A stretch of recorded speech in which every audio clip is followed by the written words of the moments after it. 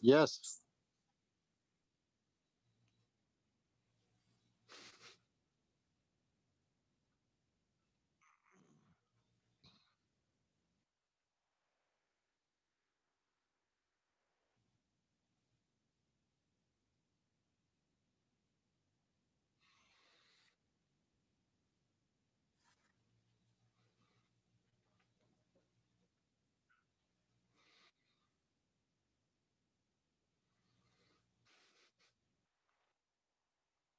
Okay. Hey, glad to be here. Yeah. No, let me get my unmuffled voice here. Um, glad to be here. Happy to participate in a CTMS event. Finally, not as a participant, but actually just here doing something, contributing in some way. I think it's great from the kind of the origins to where we've come now. I think it's pretty fascinating, and appreciate all of y'all who are doing the heavy lifting and keeping the programming going through the crazy times that we're living in. Um, yeah, so I guess I want to preface all of this by hoping that somebody calls bullshit on the title of this um, hangout. I had I just farted out the "What's in your bum bag?" essential tools for the mushroom hunter in the wild and in the home lab. Um, you know, the real the real answer to that is nothing. Like, or your interest, your whatever your motivation is for your interest in mycology. You really don't need anything.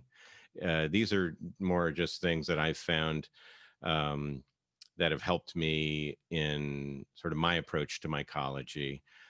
Just a little background: I started my interest in mycology started when I was in high school, as probably a lot of you. Um, but I quickly went from just sort of collecting one specific strain of mushrooms to trying to learn all about mushrooms and also cultivation. I will say that a friend of mine and I had a business in high school where we sold psilocybe spore prints out of the back of an ad in the back of a High Times magazine, and we made a lot of money doing that until we got a letter from the DEA or the FBI or something. I have the same name as my dad; he's senior, and so the mail comes to him, and he's like, "What the hell is this?" And so that's when we got a PO box. So all those envelopes full of cash were starting to go into a PO box and not at my house. So that was kind of put the end of that. It wasn't the reason why we had gotten into it, but as a through the process, and this is the mid 80s, the early 80s actually, there wasn't an internet, there wasn't a lot of published things you can get your hands on how to grow mushrooms. I did find a couple of books and a couple of resources that kind of started me on my way, but it was a lot of trial and error. And but I was immediately hooked, and then fungi and I just sort of parted ways for a long time, and lived a bunch of different lives. And only recently, in the past couple of years, did I kind of rekindle that, and just sort of it all came back to me. So my interest in it is varied. I'm not a forager, but I'll eat anything I find that's edible. I'm happy when I find it. I do grow things in lab like situations. I also, have outdoor growing um, things as well. I just picked a couple of blue oysters out back. Um, I don't know how they're reproducing or popping out. There's zero moisture out there, but these are these are pretty tough. And then yeah, and so I've always been an outdoorsy type person. I love to go sleep in the woods and go backpacking and backcountry and all that. So it's perfect, right? That's where the mushrooms are. So the what happened over time is I started, big, and I ended up small. This is the bum bag that was in the picture that was circulated. You can call it a fanny pack. Go ahead. I just think bum bag sounds funnier, but I called one a bum bag until that Office episode, I believe, where he's the British Office where he's going to America, and the guy warns him like, "Don't call it a bum bag, it's a fanny pack," and they just stuck with me for the rest of my life. Anyway, um, I was a kind of an ultralight backpacker. I was cutting my toothbrush handle in half and then drilling holes into the other part of the tooth. Like I'm just literally shaving, fractions of grams off of things. This comes in at 2.5, just under 2.5 pounds, which is virtually nothing when it's strapped around your waist. So I take a lot of pride in that. But anyway, I think we're just going to dive in. I kind of broke this up into 3 sections, and please contradict me and call me out and call my BS at any point in the chat, because yeah, there's a better way. That's the only way I'm going to learn, that there's a better way. So I kind of broke this up into 3 sections: identify and collect, analyze and record, and then just survive in the wild. And sometimes you're doing all of those at once, especially in Central Texas, where it's copperheads and poison ivy and scorpions and things like that. Anyway, right off the bat, you'll notice that there's things dangling off the side. One of my favorite things to do is to record relative humidity and temperature anytime I snap something of interest. In a place like Texas, where we never get rain, or it will vary 30 degrees in temperature in one 24-hour period, it's really important not just to go back through my photos and say, oh, what was this photo taken? But like, what unseasonably warm weather were we having then in, let's say, November, where it got up into I might have gotten in the high 70s today, I think. So this little bad boy, I think I picked up, off of eBay or Amazon or some online dealer. There were 2 of them for $8, I think. Pack of 2 for $8. And I just fashion a little clip on it. I got that off of some keychain and whatnot, and next thing you know, it's there. Always extra carabiners, whatever you want to call them. And then this fun thing that I got was from Carson. They make all sorts of interesting things, and one of which we're going to talk about a little bit later. But it's a lens wipe. Look at that. It's a microfiber lens wipe, and big too. So if you're using a big camera, that's fantastic. If you're using your glasses or your little camera or your phone camera, it's fantastic. Anyway, then you just pull it back in there, stuff it, cinch it, and it gets it out of the way. But it's always there, always hanging on the edge. Usually also, the first thing I'll do when I get out is clip 2 things onto my belt. One of them is this little Gerber Paraknife thing here. And it really is just a pocket knife made out of metal. This is probably 1/3 of the weight of my stupid bag, but it's heavy duty, and I've had to do some serious work with this. But what I like about it is that serrated edge there, because good luck cutting one of these bad boys off with your little mushroom knife that's got the brush at the end. That's not going to happen. You're going to snap your blade off. You've got a saw when you get out there. So there's me sawing hard conchs off of trees. So I clip that on there, and I also clip this thing on there too. And this is a lot of fun. And I'll show you the evolution of this. This was about, I want to say it was no more than about $15 maybe. And it is, if you can see it, it's a 40X loop. And it also has a UV LED and just a regular old bright LED that comes out. So when you're looking at your mushrooms and you're, lighting it up and you're in the dark, or if you want to see if there's any spooky fungi around, you can hit it with the blue light as well.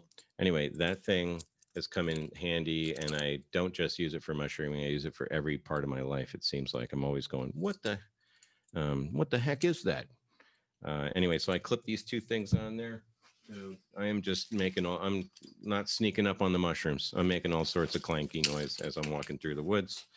Um, and how I arrived at that was originally I'm a graphic designer by or a designer by trade, and back in the day you used to just constantly trying to figure out why some printing is misregistered or off registered. So you had this little pocket device here that's like a pocket loop, and basically all it is a lens with a stand, and you just you look at your stuff. Well, that was my loop walking around with mushrooms for the longest time.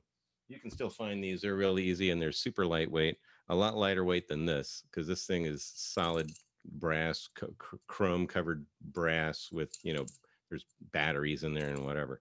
So that weighs a lot more. If you're going for the super ultralight, these things are probably like used to get them at trade shows. That's why it says Laser Master on it.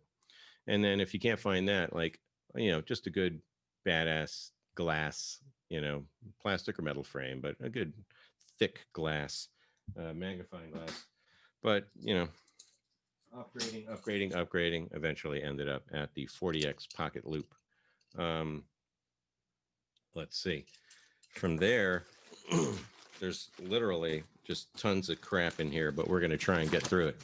Here, always a little, notebook. You got to have a little notebook to write stuff in. So you can get these little things lined or unlined. They have little pockets. I also use the paper for occasional impromptu spore prints. And it's not sterile, but nothing is. So you don't have to worry about it. I also used to go out with an old classic tape measure, bulky, metal. You can't really wrap it around things. And then, somebody was like, oh, why don't you just use a Taylor soft tape measure? I'm like, oh, yeah, that's so much smarter. And it's a lot more lightweight. And yeah, so like Singer or, any sewing brands, they make this kind of stuff.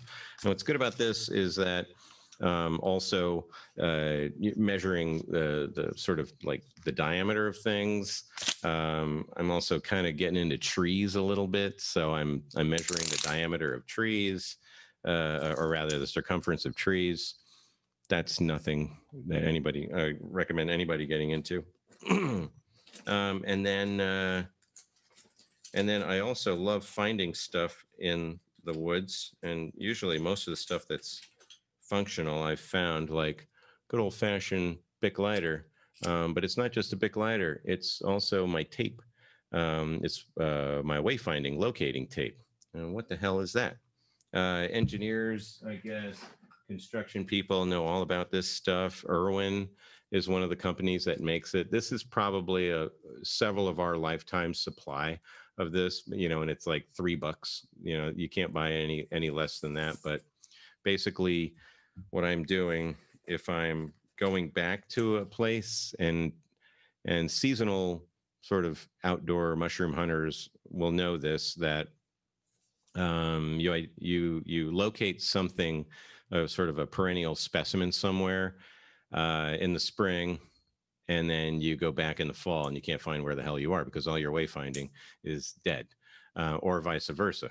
I found some incredible crust and sterium specimens that I wanted to go back and see what was left after the rains came, and I couldn't find. I have no idea where I was, so I started carrying these things around. You just take this giant roll and you just roll up, however much you need. There's probably like 3 feet on here. That's more than you need, because you don't want to walk around with this giant thing. It's heavy and bulky. And then what I do is I just find someplace rather inconspicuous, but where I know sort of my eye will catch, tie a little thing on there, and then I just write with my own little code, as to not give things away too much. But I just either write like 20, the distance, and either yards or feet, and what the basic direction is. So this would be 20 yards north from where this tape is. You can come up with your own systems. There's blog posts written about this crap, but whatever works for you. If I find this in the woods, I know it's me, and I know more or less to go in a particular direction, and I'll be in the ballpark, even if the trees are overgrown and the shrubs are overgrown, or trees have fallen and I can't find my normal wayfinding. Anyway, this comes in terribly handy. And then, of course, go back once you know your way around, go back and take these stupid things out of the woods and don't leave them there, because they are forever plastic. So that came up as well, as what do we got in here? Oh, yeah. So you take a picture, you find something really cool and you want to take a picture of it, and you get your little um, evidence marker. So you can just Google, like, I think it's called like evidence measure or evidence or specimen marker or something like that. Look under, like, Google like forensics or something, and you'll find these things. I just found one on the internet and I, made sure the scale was correct and printed it out. This is a tiny one that fits in your wallet, but you can make bigger ones or find bigger ones. And it's just nice to like put next to the specimen, take a picture of it so that you have a general idea of how big things are. Another thing that works really good is something that you know how big it is. And I always carry loose pennies in my thing here. So I always got a lot of loose pennies. And actually, you'll probably see a lot in my Instagram. You'll see pennies next to specimens. Let's see. That's pretty much the inside, any kind of writing instruments, Sharpies, all that stuff. Again, none of this is necessary, but it all just kind of serves what your goals are. I leave most of what I find only if I found something new that I'm really excited to have in my fungarium. Will I actually take the specimen home? And lots of times, and I got this tip from Daniel Reyes, who, one of the founders of CTMS in the Myco Alliance days, was the old dental inspection mirror, because you can just pop that bad boy or bad girl right underneath there and look at your spore. Look at it. Does it have gills or pores? Gills or pores? So these come in super handy. They're not that expensive. I think they're probably like, $4 or $5 somewhere. And I'll get into the other part of the dental tools kit, because you can buy these as part of a kit with some really handy tools. You can use them on your teeth if you want, but they're really good in the home lab. So that's all of that junk, believe it or not, fits right here in the front little zipper pouch. Now we're getting into the heavy lifting here. Now, most of this stuff, I would say, so the stuff I'm showing you right now, depending on if I'm going out for like several hours, I'll take everything that I'm showing you. It's all in here. So you're going to see a lot of stuff that you probably wouldn't bring. Yeah, the mirrors, and even like mini compact mirrors, whatever it is, anything that's sort of convenient.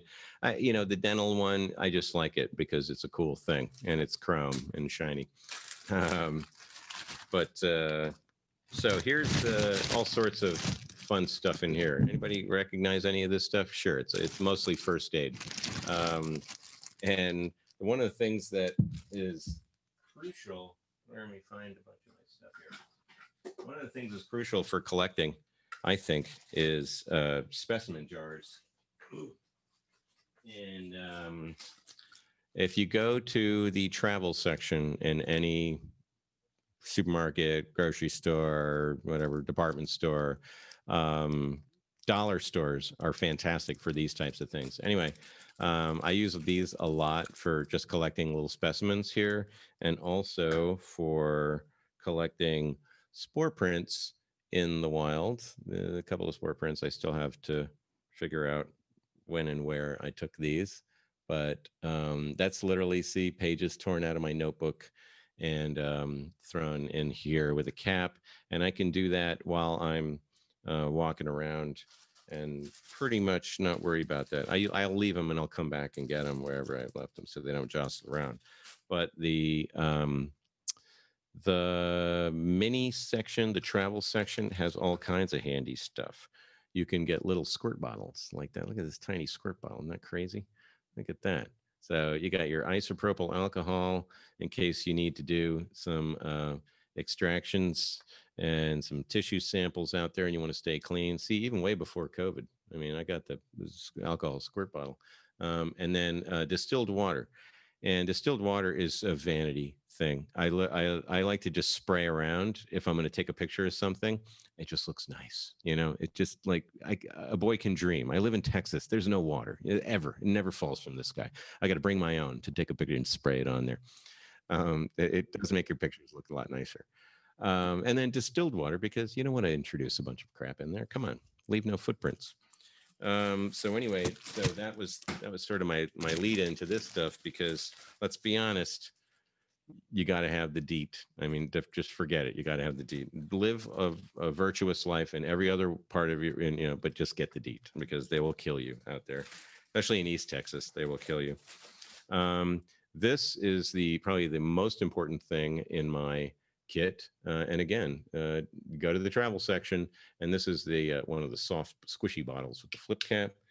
Anybody want to guess what this is? What's in here? Look at this liquid. Can you even see what's in there? I don't know. Yeah. Anybody? Anybody?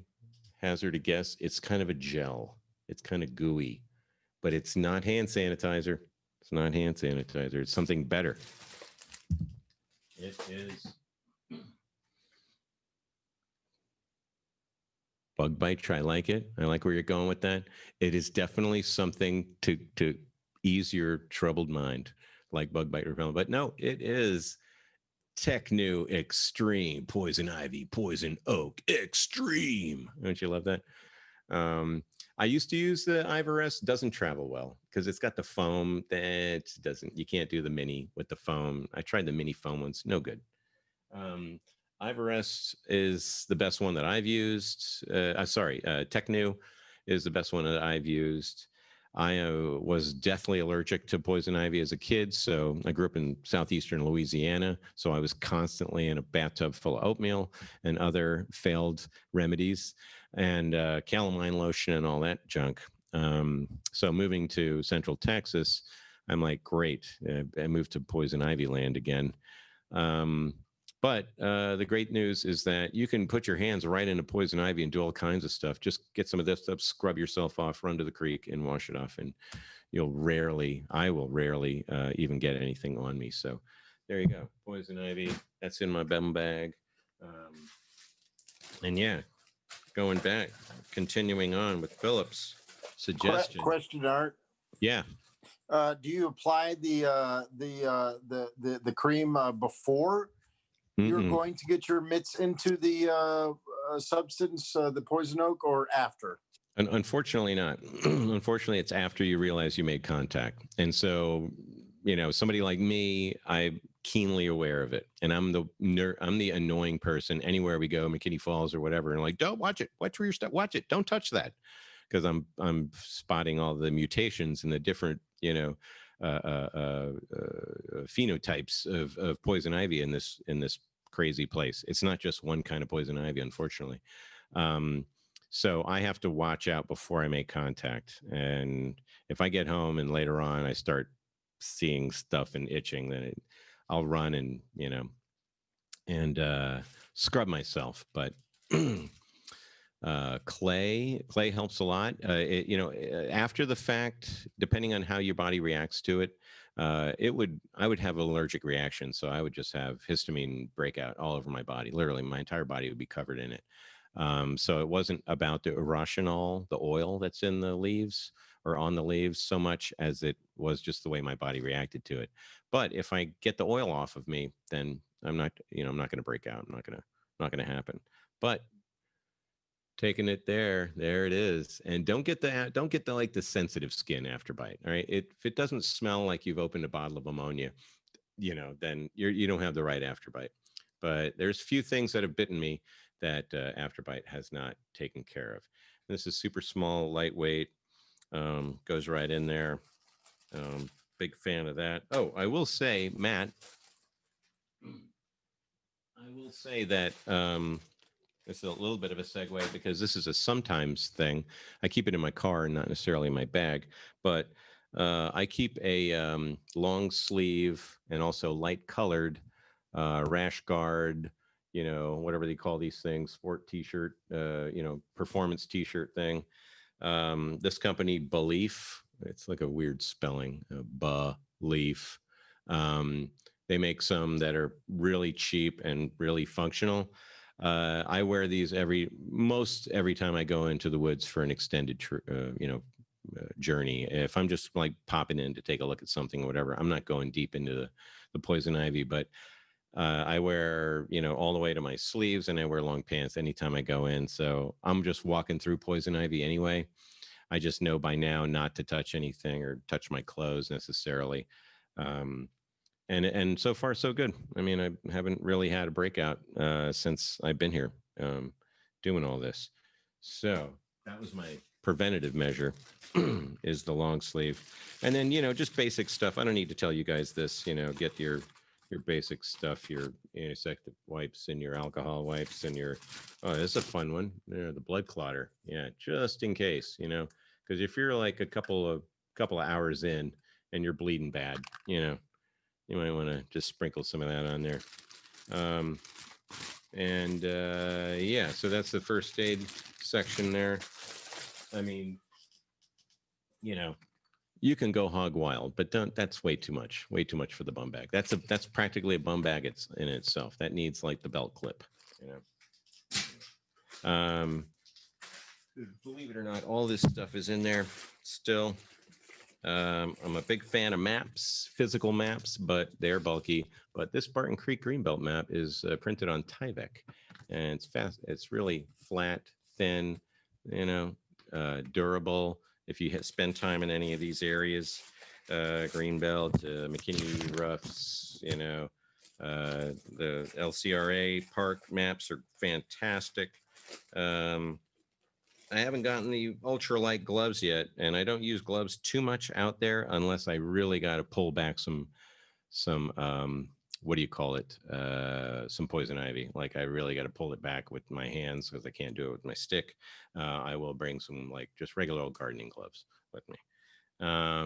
Yeah, the blood clot product in that package is probably some weird, what? It's called QR. What is it called? QR. I looked it up.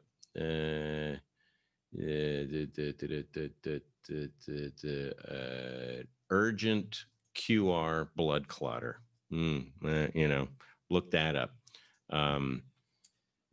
Probably made out of baby beluga whale fins or something. I don't know. It's probably some horrible thing.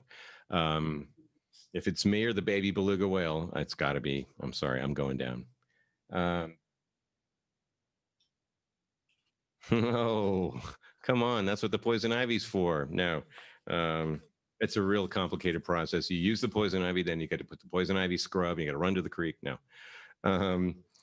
That I just realized that there isn't anything like that in my pack, but oh, look at that. Look, taco napkins. Come on, breakfast taco napkins. Like you get way too many, and so you just always got a room for that. There was another question there or a comment. The waterproof notebooks. What are those things called? I can't remember the brand of that. The Rite in Rain. I think it's called Rite in Rain, like RITE in Rain. And yeah, those things are amazing. I mean, I don't think you can tear them. But let's see. I just looked through here. I realize things are coming fast and furious.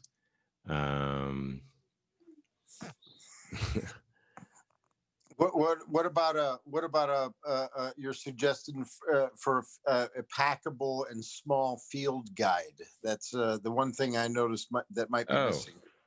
Yeah, good question. Yeah. Packable and small field guides. Here's one. There you go. Yeah, look how packable that thing is. Jeez Louise. Come on, Gary. You couldn't fit another mushroom in there in that book. Look at this one. This one's really packable. Look how thick that one is. Come on, guys. Give us a break. Yeah, unfortunately, field guides are, they're field guides. They're not really, they're guides more than field guides. I don't know. I keep them in the car. And however, I also rely on this thing. And we'll get into a couple of apps in a sec, but there are apps for identification, also apps for wayfinding and dropping map pins and things like that, which are great.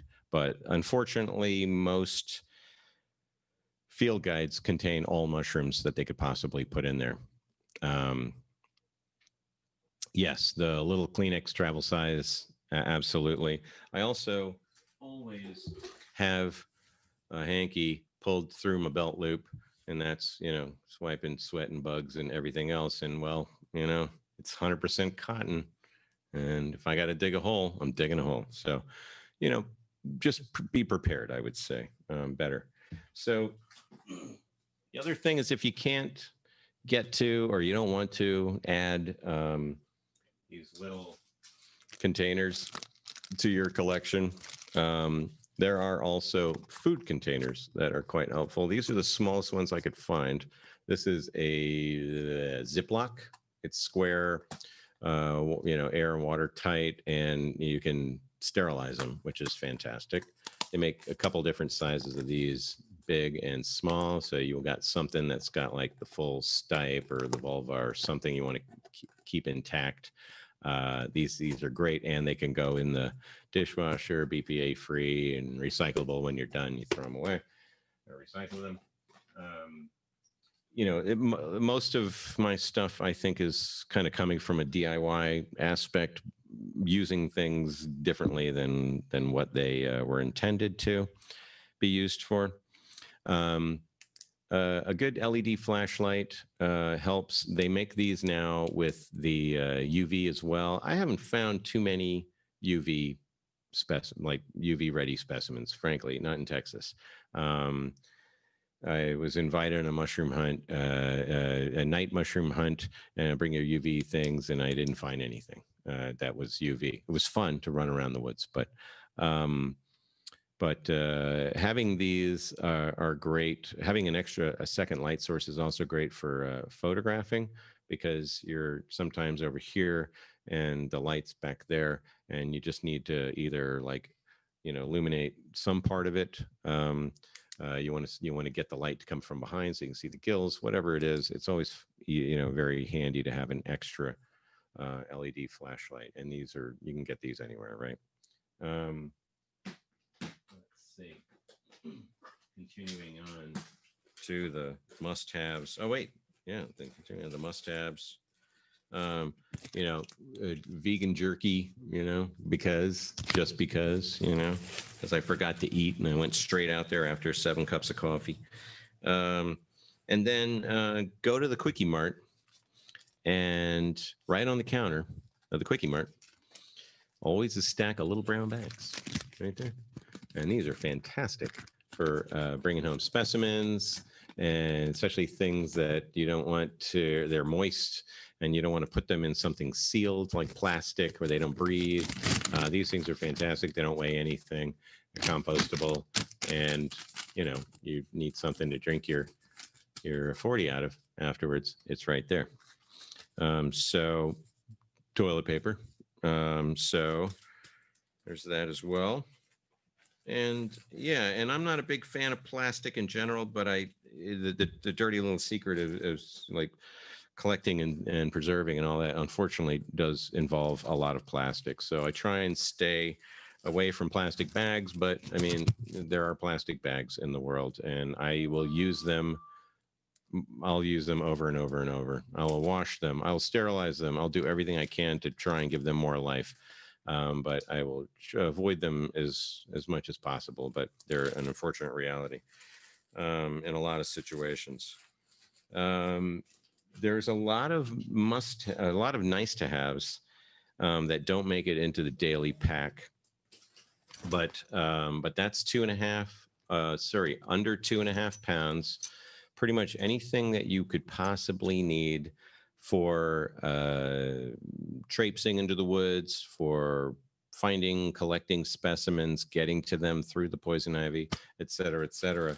But if you want to do like some slightly deeper things, if you're in the woods and field sampling and whatnot, a couple of things I've been experimenting with lately. Anybody know? Anybody know what these things are? What these things are? Anybody know what these things are? Look at that. What are these things? Yeah. What do you suppose these are? Anybody? Any guesses? Guesses? Straws. Very good. Hey, look at that. All right, you get a straw. Okay, so yes, they're straws, but they're not just straws. They, when combined with this weird syringe thingy that I got from the vet, look at that thing. I don't even want to know what that's supposed to be used for, but you find yourself a soft polypore. Okay, not this hard polypore. And you want to get a little core sample. You want to get in there and get a sample. What you do is you get your little spray bottle of your iso alcohol, and you squirt some of your iso alcohol all over the thing. And then you drive this thing in there, right? Put your thumb on the thing, pop it out, create a vacuum, pop it out. Get this little bad boy and stick it in there real hard. Well, first pull the plunger out, right? After spray, pop this thing in there real hard, and then boom, you got your sample into whatever sterile device or substrate or whatever you have. So anyway, again, total DIY. I had these laying around the house. Maybe I drink a lot of cocktails. I don't know. But cocktail straws, and go to your vet and be like, hey, can I have one of those weird things that you do to the cat or whatever? And that fits perfectly in there. They do sell these at pet stores, but you can also just ask for one next time you go to get you overpay for your shots. That so far so good. By the way, I haven't sort of tested the sterility of the whole thing, but as far as like extracting and pumping out there, so far there are things, reishi, Ganoderma type things that you're just never going to penetrate. You're going to have to like literally do some hard work. But softer mushrooms, depending on their freshness, I mean, this will go right into a chicken of the woods if you want, right? Like there's a lot of species of fleshy mushrooms that you could get in there.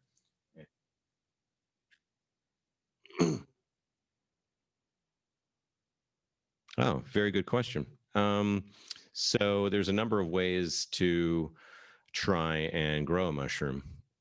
The obvious one is to collect spores, but another way is through cloning. And especially if you find a good, healthy specimen that, the morphology matches everything that your heart desires, it'd be great to get a tissue sample of it. Now, you may not be set up for bringing home a big tissue sample, and frankly, you don't need much, right? So, yeah, basically, a lot of what I'm bringing home is specifically to try and grow something and see what the mycelium looks like, see what the mycelium can react to if I put it into with something else in the petri dish or in a jar of growing medium, like that. So mostly just for me, mostly out of curiosity, and also just to see if I can do it. But yeah, mushrooms are easily clonable. The trick is obviously maintaining sterile conditions and fighting off all the baddies. So hence, you're constantly covering yourself and dousing yourself with 91% iso alcohol and all your equipment. I hope that answered the question.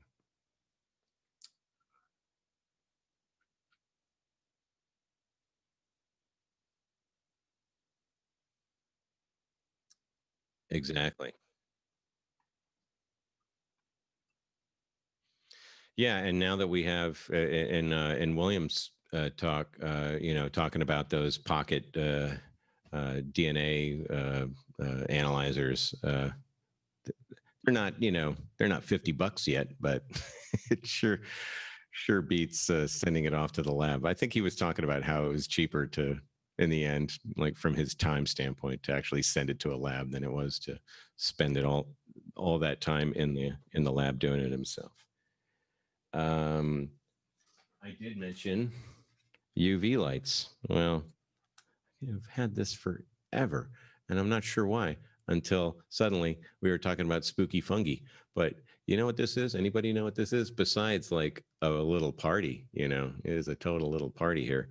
And actually, I wonder if this'll light up. No, you can't see it because of the lights.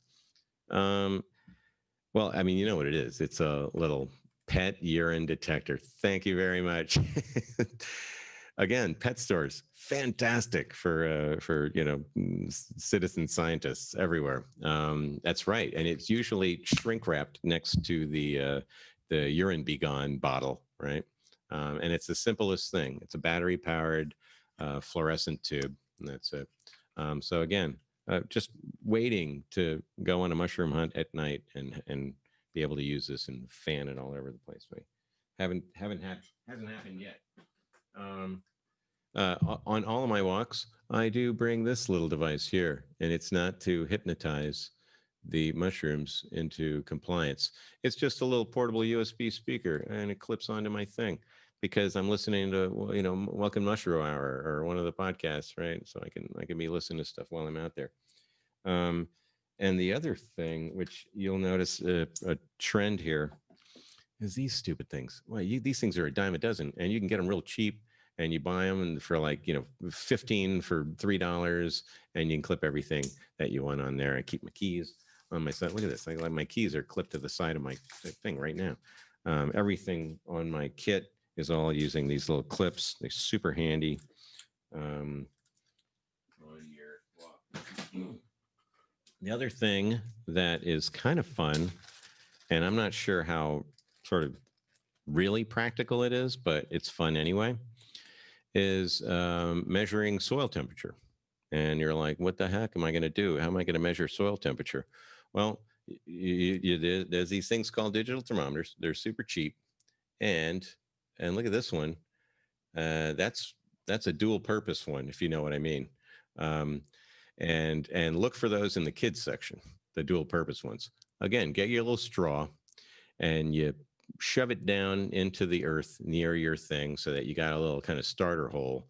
And then you pop this bad boy in there, hit it, and it lights up and it tells you what the temperature of the soil is. So you can jot that down in your book or take a picture of it and put it with your thing. Anyway, this weighs nothing. It costs very little. And it's just another little piece of data that you can collect when you're out there trying to figure out why this thing fruited today instead of yesterday, and it rained yesterday, or why this week and this year, and not last year and not this year. Just as much information as I can collect that'll help me sort of understand why any of this stuff is happening, because a guidebook doesn't tell you this. Even the Texas guidebook doesn't tell me this, right? Because I live here and not in the part of Texas where they found it. This was my old one, and I downgraded in a way. This is an AccuRite. It's made for your house. I don't know if you can see that. But what I like about this one is it records the high and the low. So I used to actually just leave this out, especially when I'm growing my mushrooms in the backyard. I just leave this out there overnight so I can get the high and the low for the humidity and for the temperatures. This turned out, as you can see, it's literally like MacGyver. It's like rubber bands and paper clips being held together. But that used to be clipped onto my side and got beat up. I switched to that smaller one, which frankly is more accurate.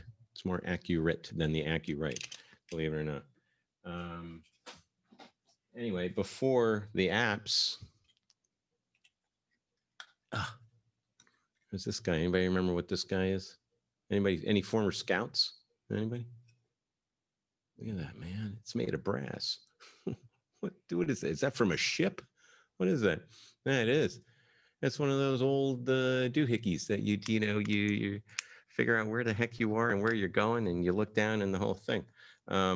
That literally, that's what I used to go out in the woods. It just shocking that I ever came back. This little thing here. before GPS, before the Garmin's came out and all that stuff, literally having to do that. Now we got this fantastic thing right here. One of the apps that I really like is called Hiking Project. Hiking Project will take offline maps that are interactive. And I'm not really sure how they do this. They're using the Earth's magnetic core or something, but I've been out of cell phone range and have seen my map marker, my marker move along the map. The other good thing about this is that it's pretty much everywhere. I haven't been a place, I haven't been any place too exotic, but I haven't been a place yet where I haven't been able to use it. And the great thing is that you can drop map pins. It's not just the trail and you drop a pin on the trail, you can drop a pin in the woods. And it's come in quite handy. The combination of, you know, that app and my little pink tape has gotten me back to some places I never would have found. Hiking Project app, I want to say it's REI. Is that, anybody know that? Anyway, I'm the one showing it to you, and I'm asking you what it is. I think REI is behind it. Outdoor store, REI.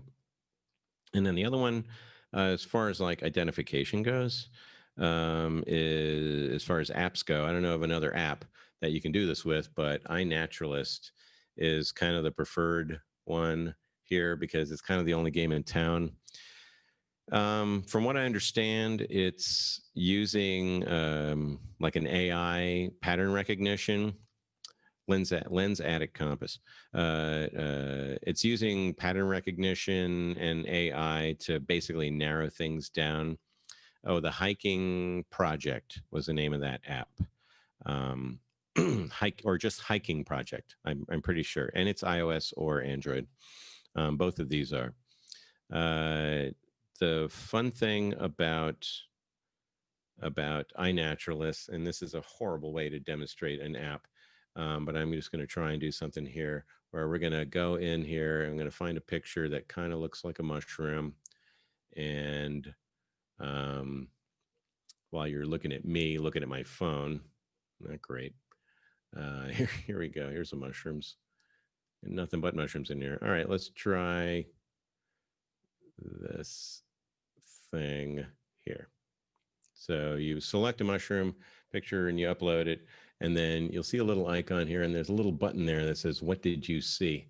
And so this is the part where the AI is going through there and saying, "We think that's Western hardwood sulfur shelf, or it might be chicken of the woods, yo." There it is.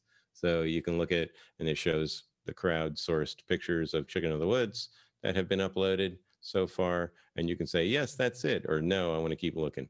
And then you can go back and look at some of the other suggestions. So I think what happens is you upload your pictures, you make an association, best guess association from what the app says, and then you sort of put it out there, and it's up to other people to come and verify whether, yeah, that I think that's it, or no, it might be this. You can make suggestions. So it's really good, fun, and interactive, though none of us are necessarily qualified. We're just giving our opinions.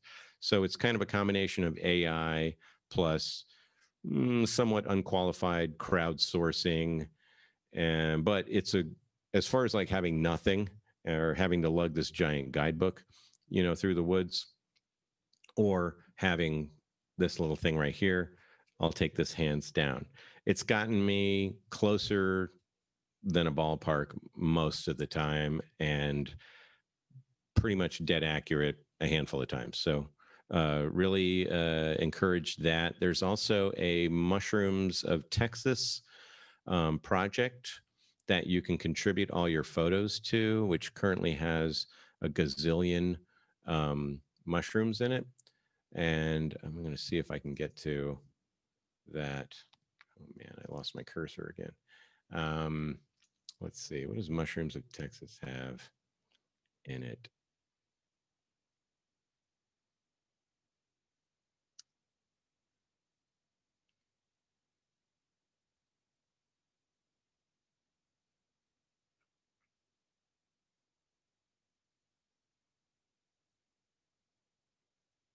like us, like me.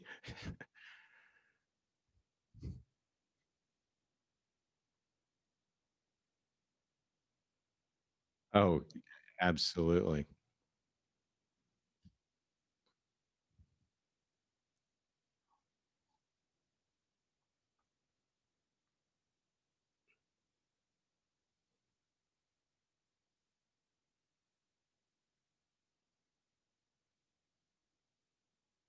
Hmm.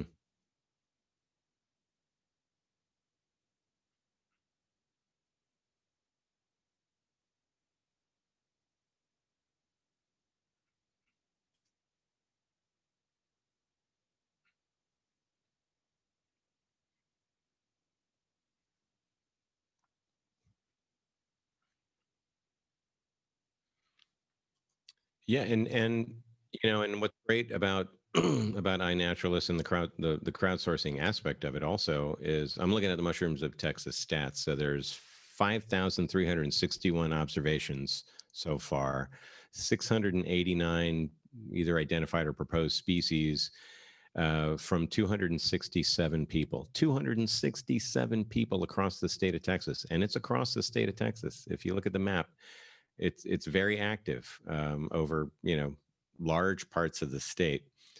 So you're also I think with the nod towards this is probably it versus this is definitely it, and then other people coming in and saying yeah it's not this or it could be this, but also just like I found a few things that I'm pretty sure are dead on as far as like the identification goes. And there was only three other ones in the country, and then mine was the first one in the state of Texas. So that sent me down a wormhole to go. What? Why are there no more? So then I'm on Mushroom Expert, and then I'm on reading Michael Coe says, but then I go on to Mushroom Observer, So it's a good launch pad, but I kind of treat it as sort of roughing things out, and then yeah, I'll go into Mushroom Observer if I really hope uh, to get to actually get somewhere with it. So I think a combination of all of these things. There's no app for Mushroom Observer. It's very sort of scholarly interface. So you have to do a lot to get things up there. Whereas iNaturalist is just like, oh, here's a picture of my cat, and it'll come back and it says, is it a cat? I think you saw a cat. So it can be very sort of handy because of its simplicity, I guess. Let's see, what else do I have? So I mentioned, yeah, mentioned Mushroom Expert. I've been a big fan of Michael Kuo for a long time. He's hilarious, frankly. His sense of humor just comes out in the description of things, and now I have his isms in my head. Sometimes when I see something, I'll see a crepidotus and I will say in my head decrepit otis, like it's one of those classic LBMs that people bring in a forum, like, oh my god, look at this, it's like a mini oyster mushroom, like it's got to be something fascinating, and they're like, oh god, there's like 7,000 crepidotus, and they all look alike, and there's no reason to identify them or whatever. But he's pretty funny. It's a kind of a tricky site to use at times, I think, but when you sort of get to where you're looking at, I think it's fantastic resource, because it is truly a labor of love. um, and then Mushroom Observer, I use quite a bit, and Mushroom Observer is like iNaturalist on steroids because it's just mushrooms. iNaturalist is every species of living thing, I think, and non-living possibly. I don't know. I might have rocks on there. Um, the one thing I left out, oh, as far as guides go, and one thing that I feel like a lot of mycologists, amateur or otherwise, don't spend a whole lot of time talking about is trees. And this is a fantastic book for anybody in Central Texas.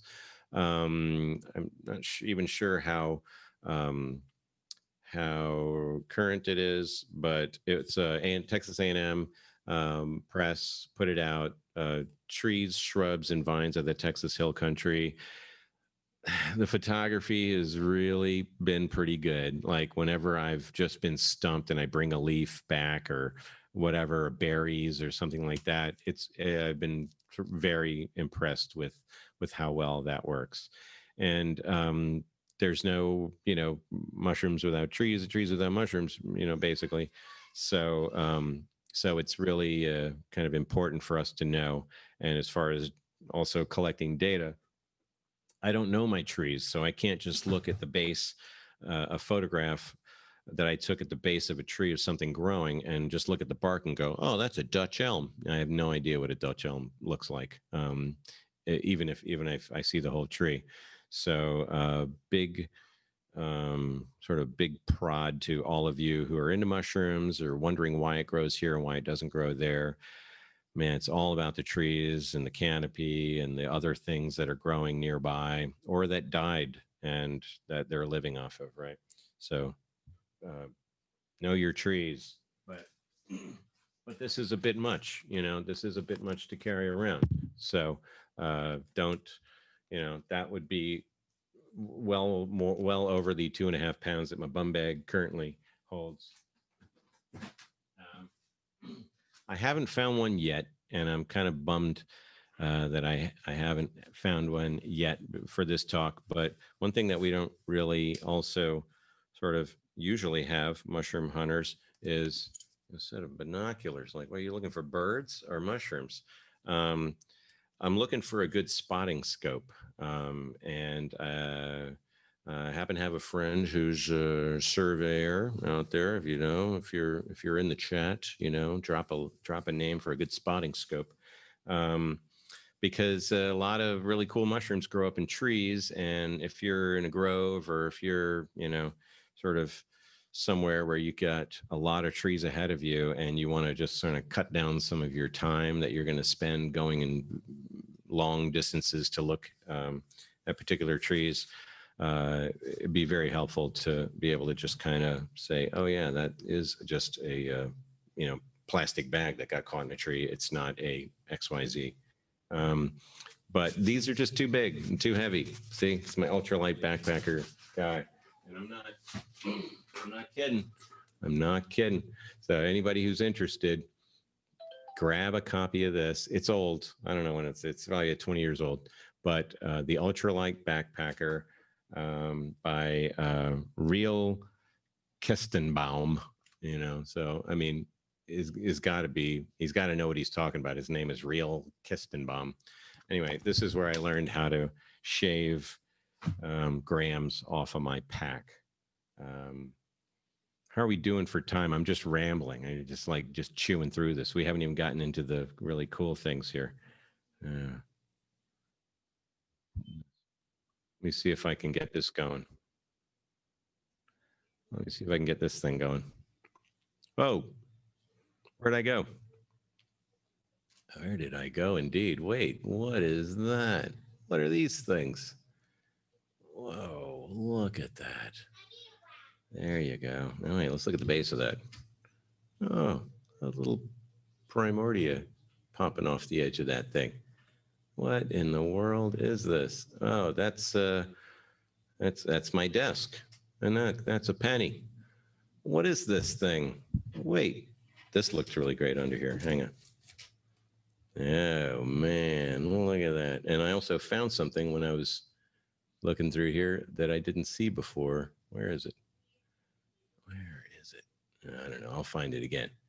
It looked like it was like eggs or larvae that had gotten dried in here. What on earth am I doing? Oh, I'll show you what I'm doing. We're looking at this little thing here. And I believe this might be familiar to some of you. What on earth could that be? I'll tell you what it is. It's mostly a piece of junk, an overpriced piece of junk, but it is good at doing a couple of things like you just noticed. This is a USB cord that pops onto this thing, comes with a stand, and it is like almost impossibly focusable because it's so, such a near focus. but it is, and they go by like any number of names. It is the so-called digital microscope. You can find these things a dime a dozen. I think I found this because it was advertised to me on Instagram in my mushroom account feed.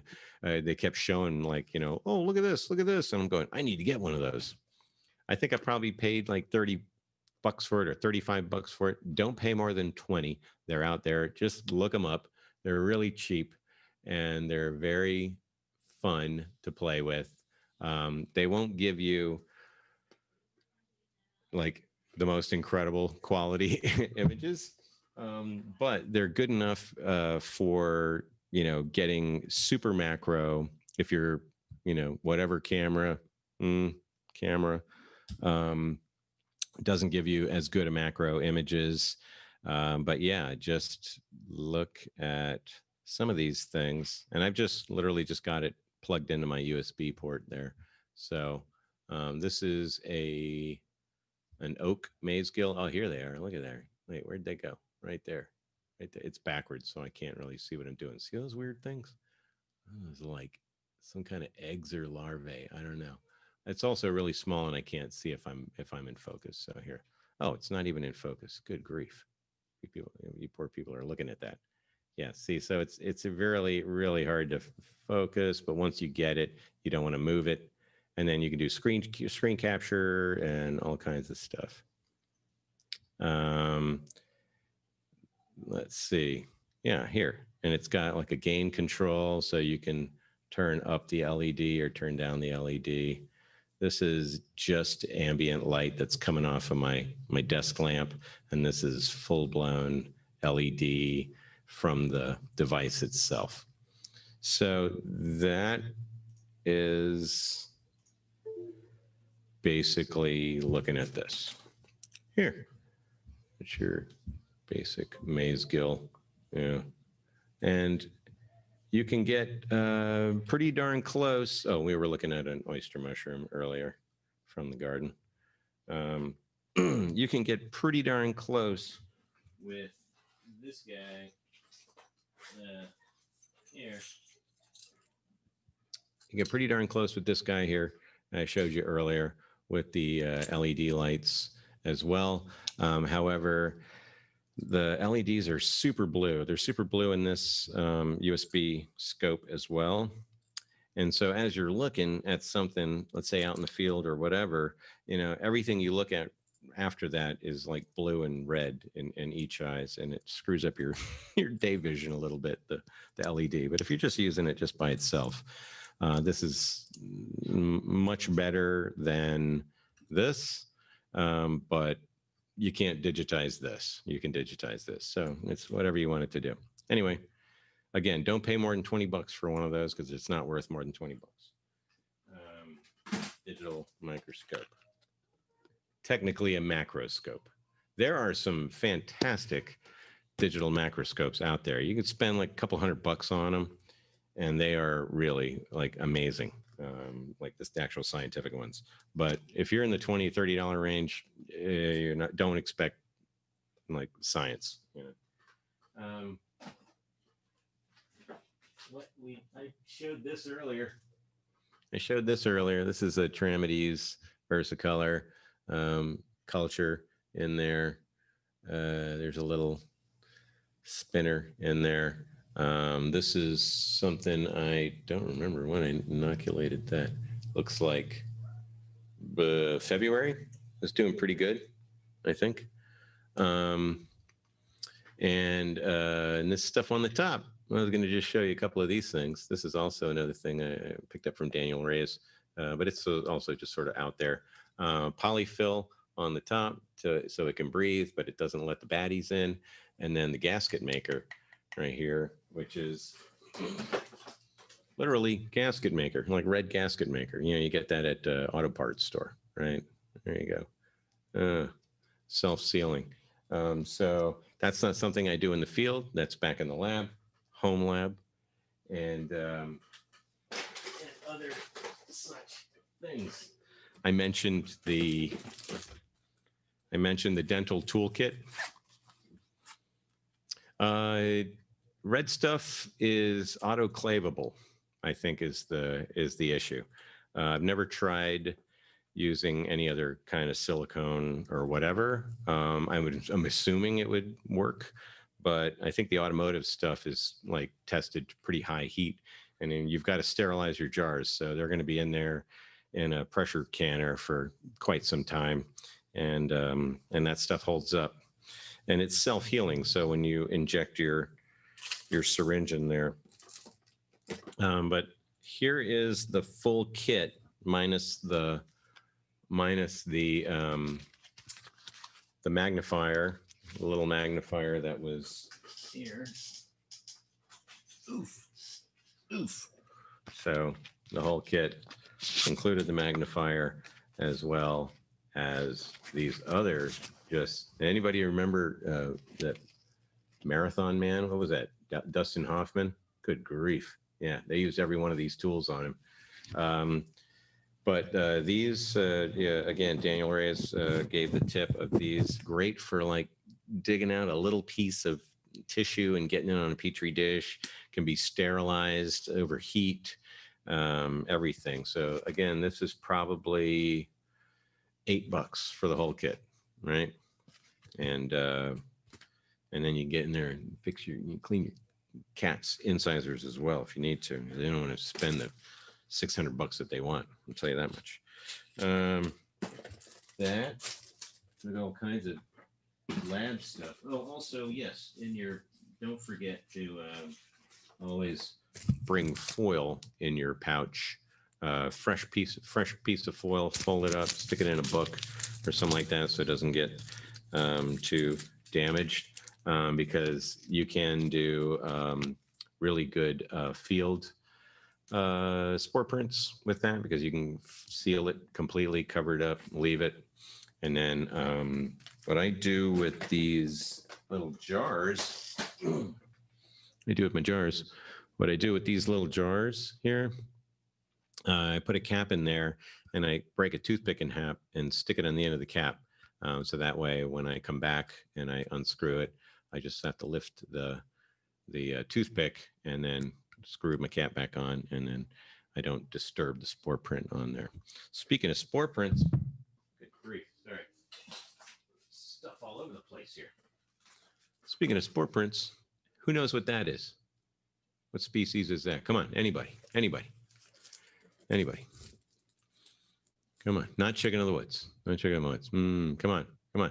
Anybody? Zarula radicata. Exactly. Zarula radicata, which they did a taxon change, and now it's not Zarula anymore. And I don't know how to pronounce the other one. Anyway, this was cheap construction paper, so you didn't get a really good contrast off of there.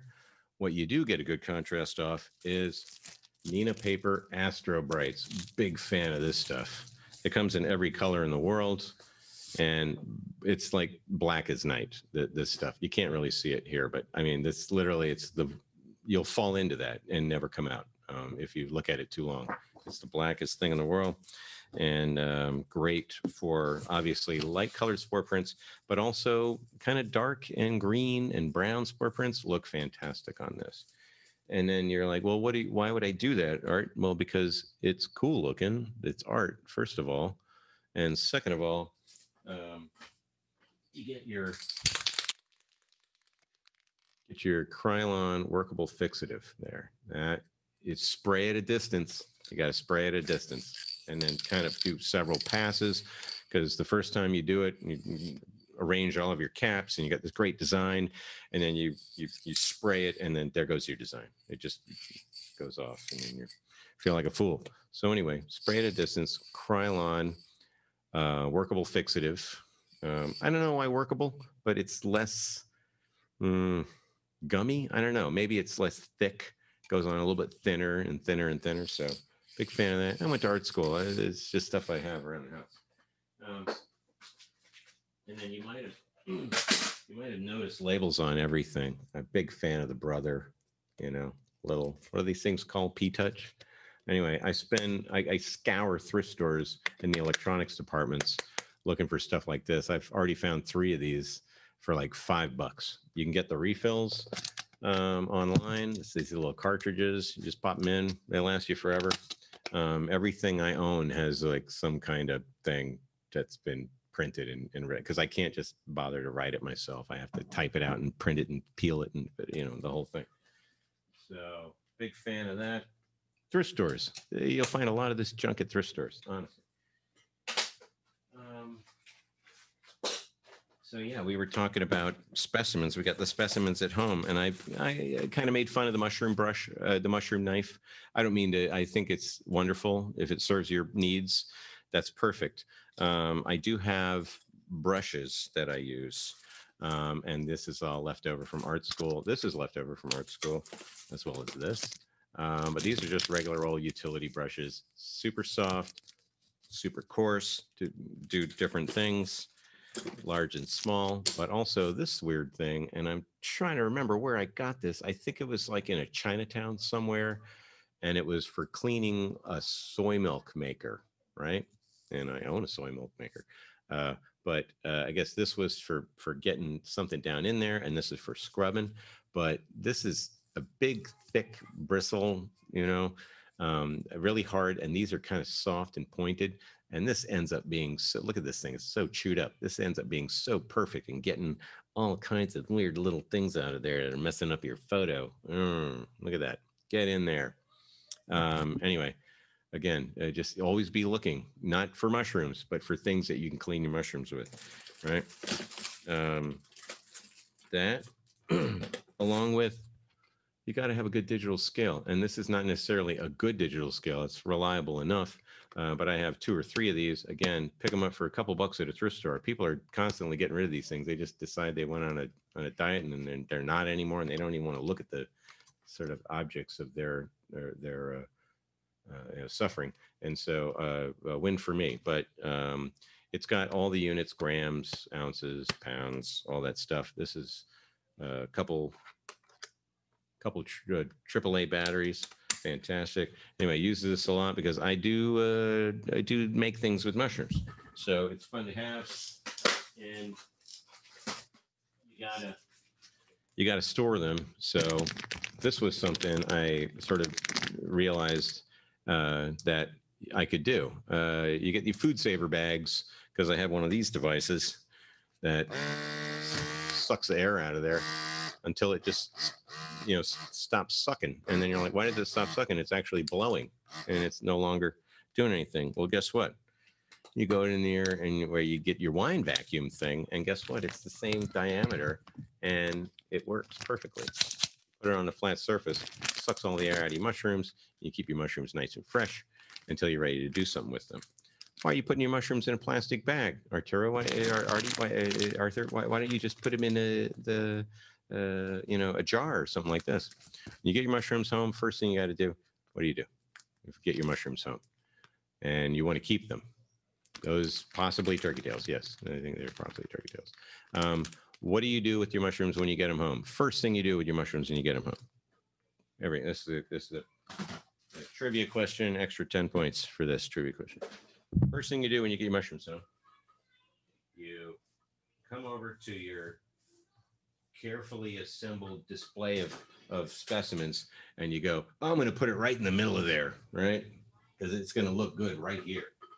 And then you come back a couple days later, and something's been eating one of your little reishi, and you're like, oh no. And you look over, and something is in there gnawing at your birch polyport, you know, and just holes in everything, right? And you're going, what happened? What happened? In your cinnabar, yeah, you look at your cinnabar polypores, eating right through that one. I'm like, oh man, that thing was perfect. Exactly. You got to get the bugs out. And one of the best ways of getting the bugs out, you don't have to get them out. You just got to get them to stop eating. And the easiest way to do that, put them in a plastic bag, suck all the air out of there. You want a whole lot of air circulating, moisture and all that stuff. And then stick them in the freezer and forget about them and go, oh, I forgot I have a bag of mushrooms in the freezer. A week later, you can go in there, and then you leave them to reacclimate before you open the bag. And then you're good. And then look at that. So that's why I use the vacuum vent to suck the air out of the food saver bags.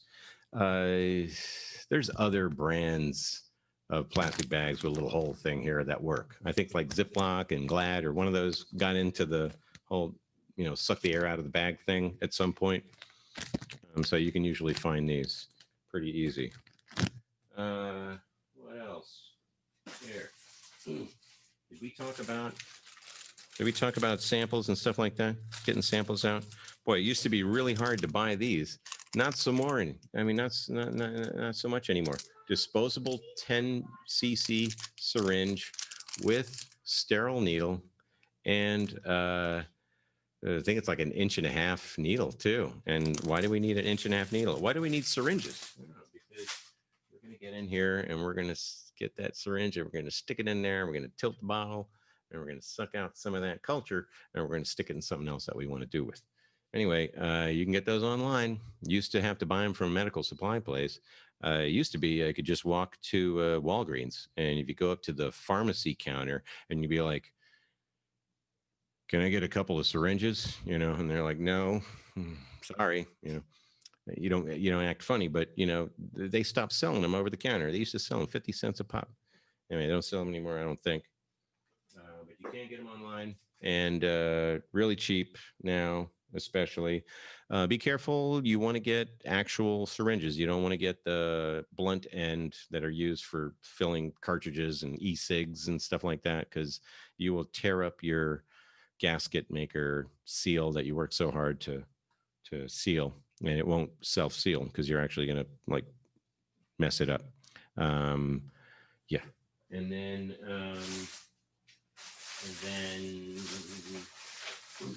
just talking more about art supplies, those dental tools that I showed you before, they work really well.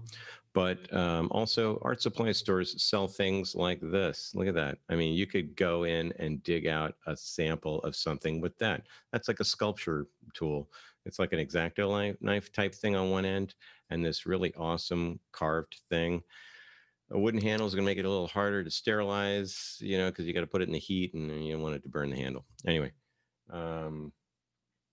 art supply stores, pet stores, thrift stores. Those are like the main 3 takeaways here of this whole thing. And one of my favorite all-time mushroom hunter tools. Ow. Yeah. That would be my Nesco American Harvest food dehydrator and jerky maker. I've owned this thing for going on 20 years. I don't know, maybe 20 years. It's never, it's lasted me forever. Anyway, if you're going to be doing something with your mushrooms, these are fantastic. They're kind of low profile, but they make thicker, higher profile rings. You shouldn't be putting anything too big in there. But yes, highly recommend you looking for one of these, like on Craigslist or whatever, because it's especially if you're in a hunting state. A lot of those things end up on Craigslist because people are, I'm gonna make my own jerky, make my own deer jerky, venison jerky. That happened once, and then there's this giant thing sitting on the counter. Get over to Craigslist and buy that off their hands. What else? I can just keep sort of rambling here about stuff, but let's see if there's any more questions. Get the bugs out. Those were turkey tails. Red stuff is stronger than the clear. I don't know. The exact same compass, a lens attic compass. Yeah, absolutely. Lens static. PCR kits. Y'all have a good source for PCR kits. Well, I don't know what a PCR kit is. I'm sorry. Can you elaborate on that?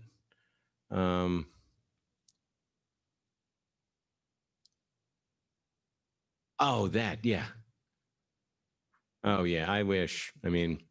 Well, actually, I hope my life never gets that complicated, but I have a feeling one day it will. I was gonna bring that up. As I showed, I think I showed the bag before. Anyway, I have like a million bags like this. And Bruce makes reference to the lingerie laundering bags, those zipper laundry bags that are mesh. Those are great, because, you're leaving your trail of spores everywhere, but also breathable, very breathable.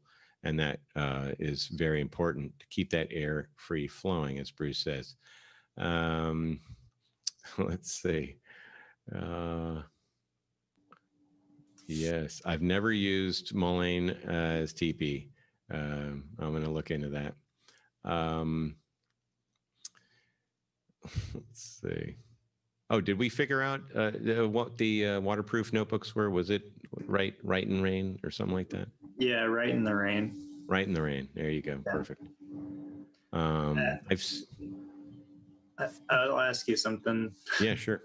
I have a master's in forestry, and I was laughing pretty hard about the whole why would you ever want to measure trees thing.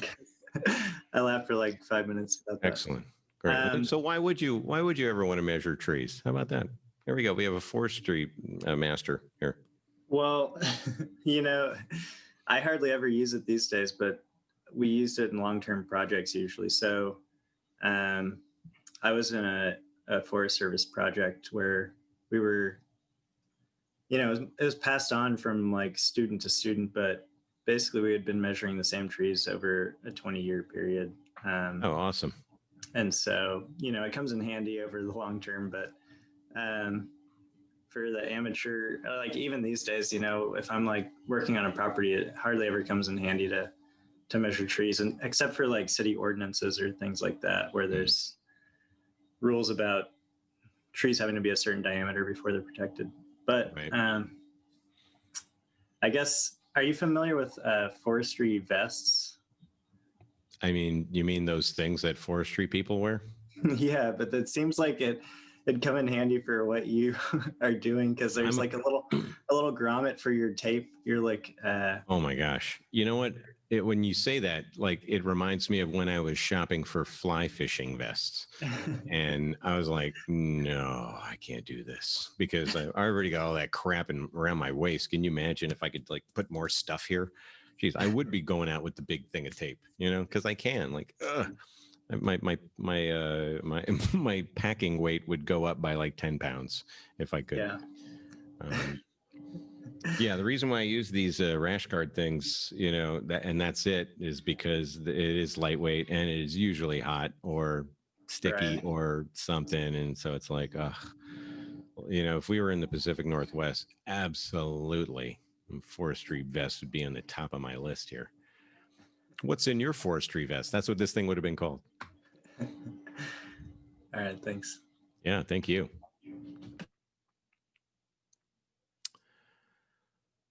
All right. I don't know. I could just sit here and ramble. Probably rambled enough. Anybody have any other questions? Anything as suggestions? Anything that you could do better? Anyway, anything that I can improve on? That's what I'm looking for. Always be learning.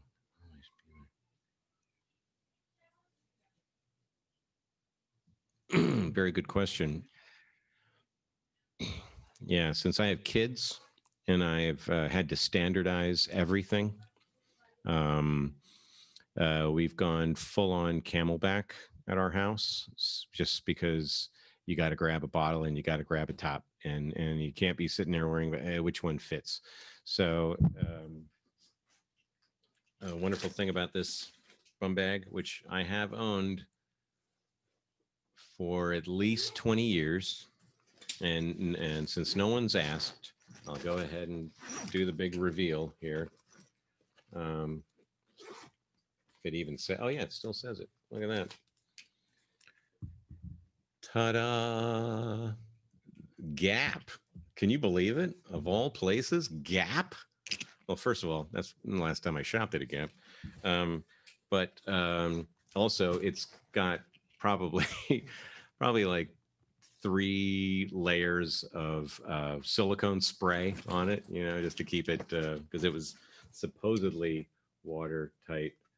waterproof, but it is not waterproof. So use that camping silicone spray. There's some waterproofing stuff like urethane and whatever, but if you can find the silicone spray, I don't know if it's like bad for you. That's why it's hard to find now, but water will just bounce right off of that.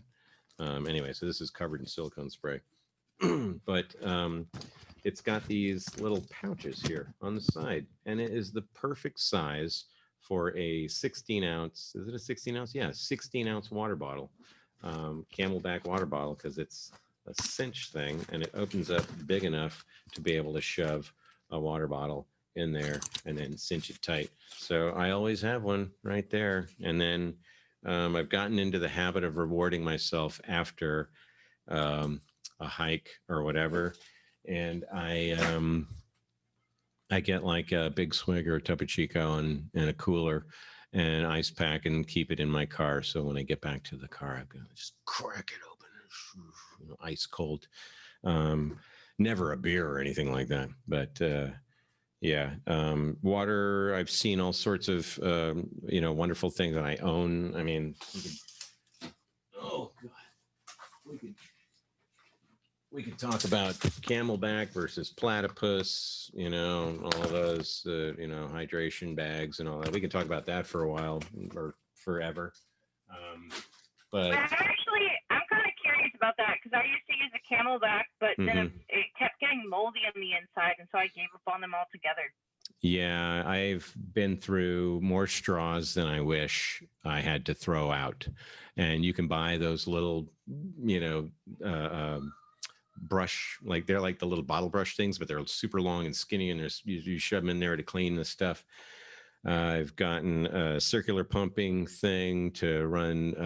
I'm a home brewer as well, so I have all sorts of things like One Step and Brewer's Cleaner and all of that to run through there because I have to.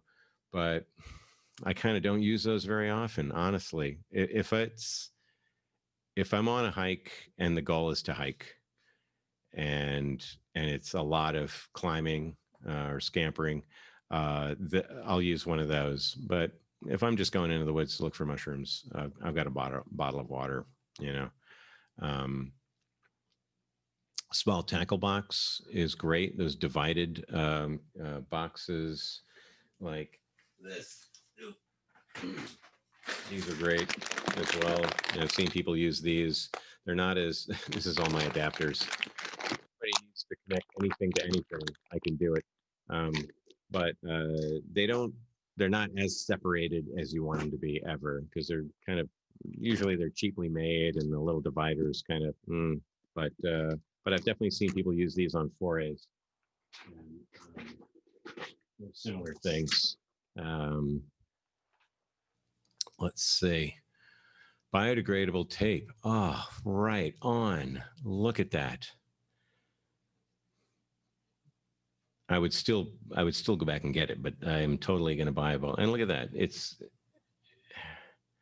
probably like, 100 feet of it, and it's $2.45. That's amazing. All right. Thanks for that. That is going on the list. So I was talking to Philip before we started that I'd like for this to kind of become a living document, like a blog post or something on the CTMS website. And we can just kind of keep kind of adding to it and contributing to it and keeping it up to date. I am kind of a nerd, and so I like to nerd out, and I like to know all of these little things and these little tricks. So hopefully that's of some value. And look at this. Already we've got an upgrade on the flagging tape, and I'm literally adding it to my Google Doc right now. That is awesome. Thank you for that.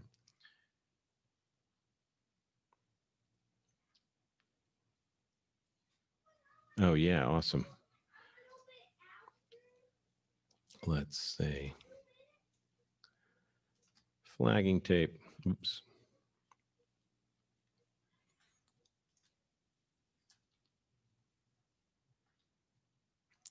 Thanks for asking. Thank you for asking. Yeah. So I'm going to literally pull up the exact name of it because I was actually going to bring them out, and I forgot when I went back to get them. But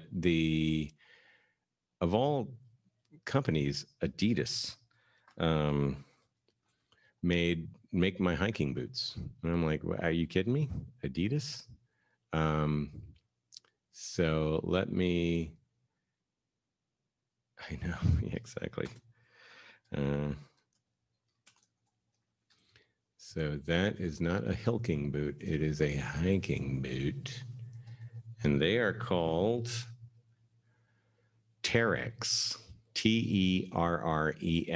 They're just above the ankle, like a little bit higher than the ankle, not like a low, like a cross trainer, but a little bit higher. So they do give you some support. The sole of the shoe has a Continental Rubber logo on it. So I guess its sole is made out of Continental Rubber. And I think we're having an altercation outside. I do have young kids, by the way. But yes, Adidas Terrex are just hands down like the best hiking boots I've used in a long time. It's Gore-Tex, so the whole top part of it is Gore-Tex, and then hard rubber sole with like serious treads. It's not steel toe, but I haven't really had a issue with that. It is a very firm sole. I'll give you that much. I normally have trouble. I have to buy insoles. I got flat feet, so I usually buy insoles. I do not have insoles on these. They fit comfortably. I could go for hours and hours and very little fatigue. So big fan of those. I'll put it in the chat. Adidas Terrex. And they make them for men and women. Let's see, Google My Maps. You can drop pins and write a description. Oh, yeah. And you know what? God, they used to have a product that they decommissioned. What was it called? I think it eventually sort of got rolled into My Maps or something like that. But I think they may have done away with the full tracing of your route. And I have all of the whatever the CAD files or whatever it is that you can download and put into some other mapping software. But it was fantastic because it would track elevation changes.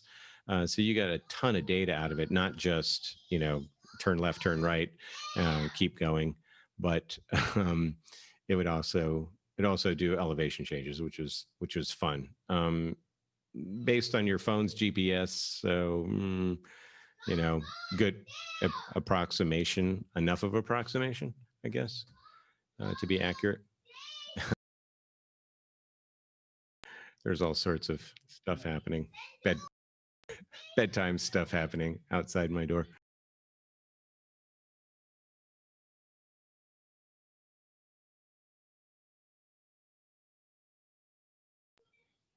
Yeah, I've definitely brought them. I definitely used their small hands to make mushrooms look much bigger in photos. They're really into it, and they probably annoy other kids with their mushroom knowledge. But it's fun to sort of see the way they look at things. I know why I'm interested in this stuff. Sometimes I have to sell them on why something is interesting, and I realize that's ridiculous. If they're not interested, they're not interested. But then they'll see something else in it that I didn't, and so that's kind of fun. So I got a 4.5 and almost 9-year-old. So they're at different spectrums of sort of what they find interesting. But what's really fun is that they go on walks, without me, and come back with specimens, or they come back with, hey, we saw a blah, blah, blah, and blah, blah, blah. And they'll like run over there, later and find it. And sure enough, there's like a cool specimen of something. They do have to remind me to keep my driving eyes on and not my mushroom eyes. So that's, perhaps that was too much information. Literally, I'm like this. What was that? You're like, use your driving eyes. That's never happened. Never happened.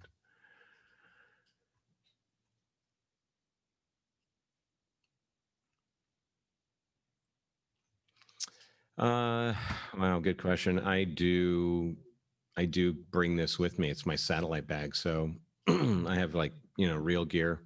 And then, what was it? My Kelty pack has like a really poor example rendition of a fanny pack bum bag, that is the pack the bag that goes on top of the cinch. And that can clip off, and then you take these straps and you clip them, and you're like, here, look, it's a fanny pack. Like, that's not a fanny pack. That's just a rationalization for you trying to cover up the rain hole. So I usually just leave that empty and put everything that would be in there in this, and then zip that over the top. Because going out overnight, or, extended, I don't want to be without all of this stuff. If I'm just going to the corner to, get a six pack, I'm bringing this bag with me. I don't know. I bring it everywhere we go. So, yeah. The survival stuff gets trimmed down, but the pack itself, because, I got to bring this home. Look at the size of this thing. Good grief. How do you get that thing home? In my pocket. Oh, and I will say that I bought a pair of cargo pants, like parachute pants, like that same material. The same time I bought this fanny pack, and I used those same pants today.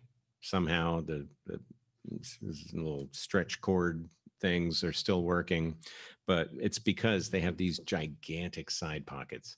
And I come out of the woods, especially I spent a lot of time in the Greenbelt, and I come out of the woods with like, 18 beer cans and beer bottles and other crap that I find in there. But also, sometimes nice chunky specimens. Heavy, chunky specimens.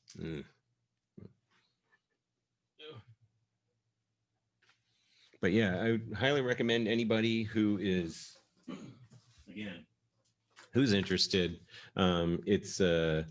It's a funny read because the guy does some really ridiculous things, like drilling holes in the toothbrush handle to make them even lighter. Because it's a plastic toothbrush handle. You're like, how much could that possibly weigh? He's getting down to his fighting weight or something. What else? I mean, yeah, we could just do this all night, but it's probably, people are getting a little anxious. Hey, no current events. How great is that?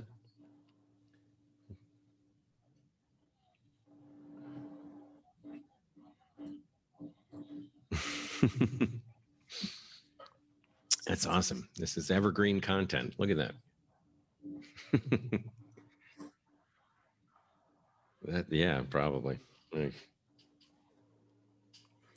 Yeah, but anyway, it's evolving, always evolving, and hopefully we'll get this posted soon and out to the list, and people can start picking it apart, because I want to know what you did. I want to know what you use, so I can improve my kind of ridiculous little collection of things here.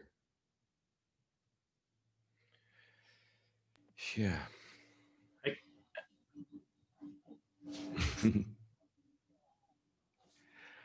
Yeah.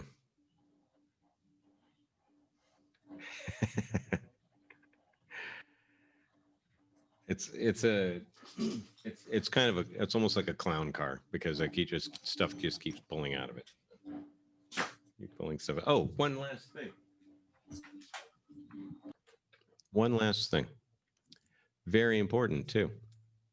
It doesn't fit in your bum bag, but I highly, highly recommend you subscribing to Fungi Magazine.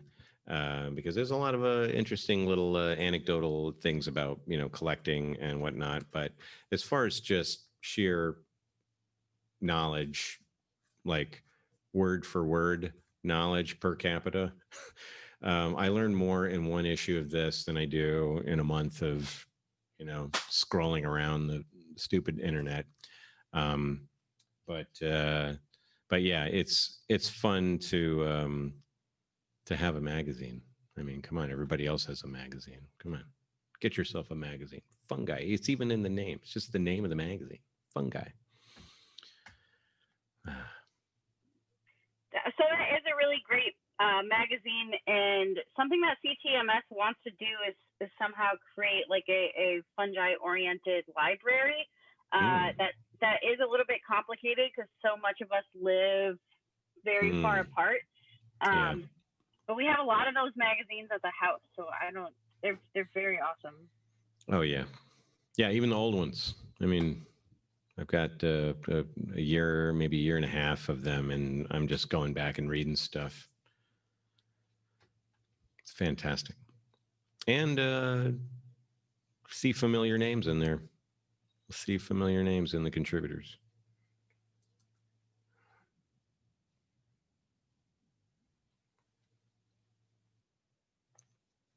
Yeah, absolutely. Thank you, Perry. And here, I'll leave you with this. This is a project. Everything that's been sitting next to me has not been on the ground. It's been on top of this.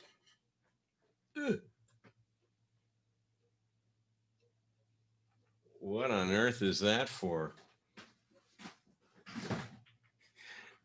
I'm not moving, and that's not my new bum bag. That's going to be my still air box that I'm going to. Yeah, exactly. Very good, James. It's going to be my still air box.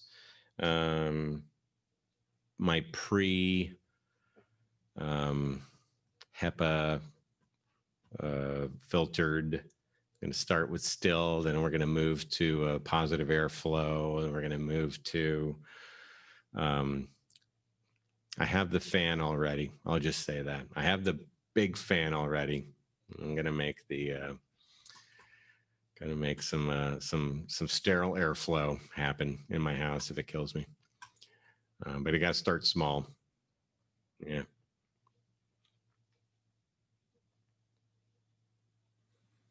Right on. Well, this has been great. I mean, I've been doing all the talking. Yeah.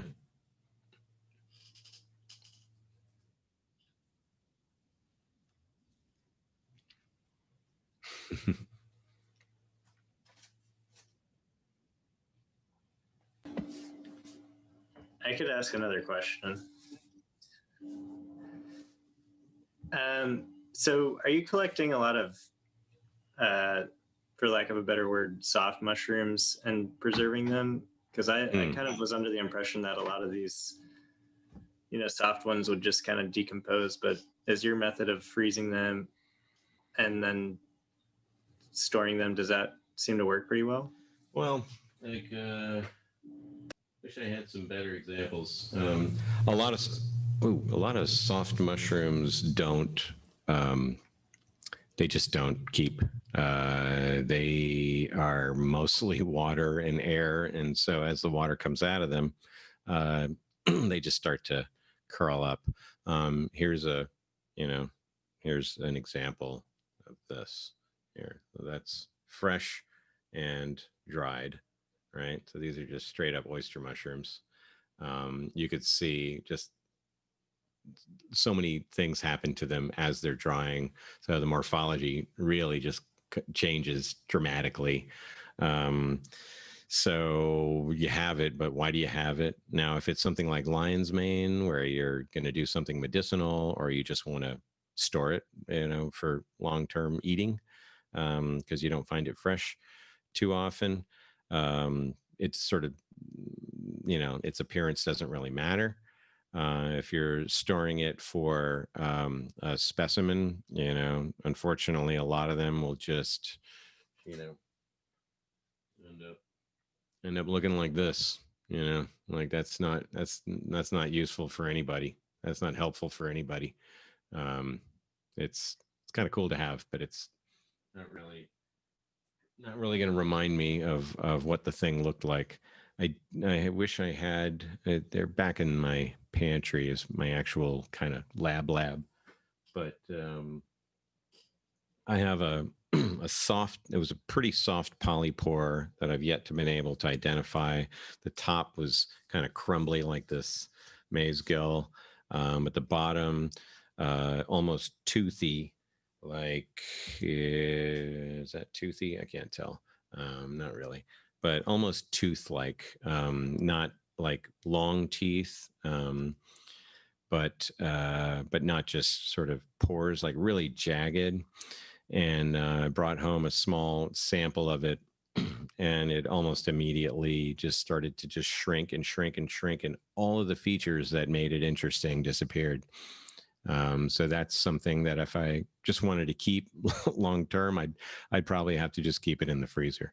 And my freezer is like cold enough, but it's not one of those kinds of freezers, where you can really preserve something well, and humidity and things like that are regulated. Unfortunately, a lot of fleshy mushrooms don't keep. I've never tried suspending them in liquid. I've seen that done, but I don't know. I guess, yeah, I'm not really keeping those for any particular reason other than to, make something with, ultimately try and grow something just to see if I can. But I mean, these woody, tough, hard conchs and things like that.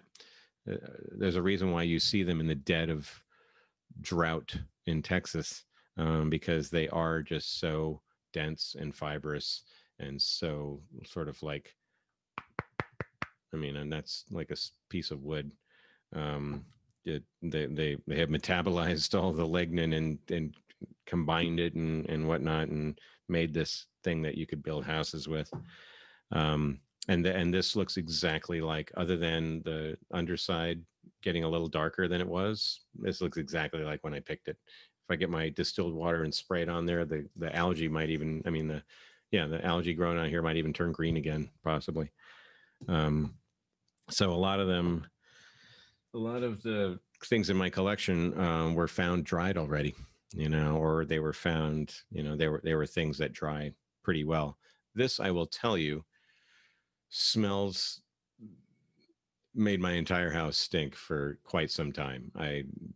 Still, it's something that only a mushroom lover, and even still some of them would love. But this smells like, you got to you opened up your shed after 15 years of not having it open, and there was a leak in the back, and you've this musty, mildewy smell, not like rodent pee, not at all like rodent pee, but like the most mildewy smells, but in a very pure way, like that only this thing smells like. I don't know, and it's hard to describe. But like now, you got to put it up to your nose to smell. I brought it in the house it was fresh when I brought it in the house. Good grief, it would not quit. And it took a long time, long time. I didn't want to put it outside because I didn't want to get bugs in it and the whole thing. Like, anyway, these, only reason to dry these is to keep them. Otherwise, just eat them. We know what they are. They're easy to grow, plentiful, but like, yeah, other specimens of things that are fragile, you're gonna it'll end in tears. You're gonna be chasing something that you can't catch, most likely. Does that help? Yes, thank you.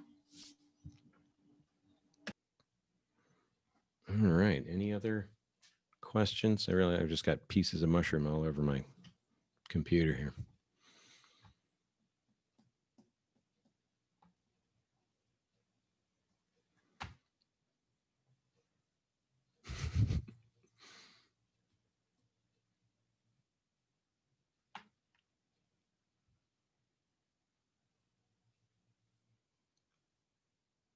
Yeah.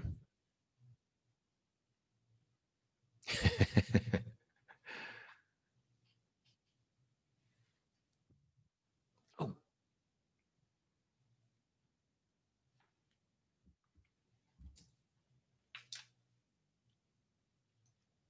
That's right. I forgot too.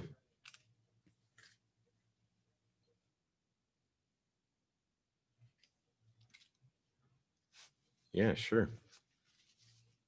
So a friend of mine makes these masks. It's my profile photo on my Instagram page, but she finds these vintage fabrics and makes these cool masks out of them. There's pleated ones and non-pleated ones, and they're just these like little beads that, you know, draw a string or whatever. And I was like, oh, we should do a giveaway for a mushroom mask, all things considered.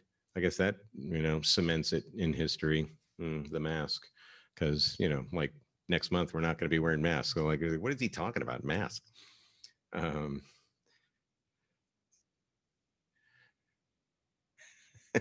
Exactly.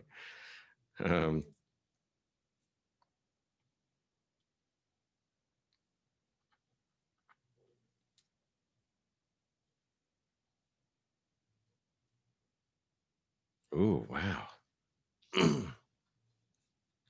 All right. Let me think. It's got to be gear related. It's got to. I know this is so impromptu. It's got to be gear related. It's got to be gear related. Let's see. Um, mm, mm, mm, mm, mm. Oh, what is the? How would I put that into a question? Instead of lugging all these things around, what else could I do to help me identify mushrooms in the field? PDFs. That's it. That gets it. Yeah. Oh, I use PDFs all the time. Ooh, here, let me just. Here's a great PDF. Ooh, let me just pinch and zoom.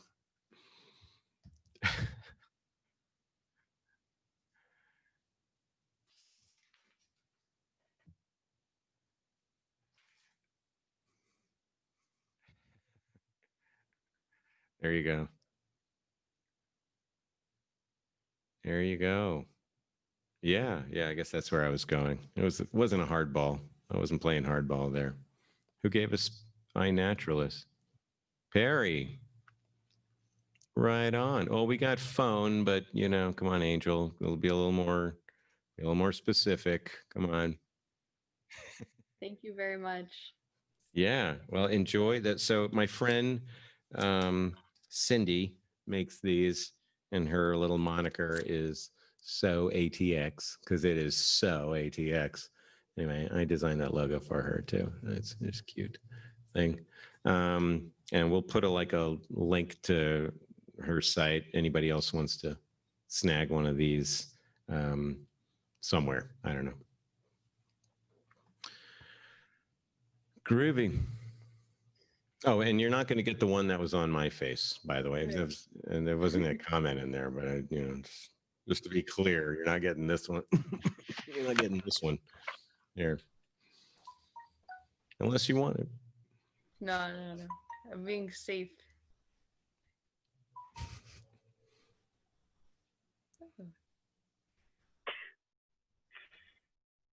I have to learn Zoom chat better. Yeah, where is it? Where's the chat?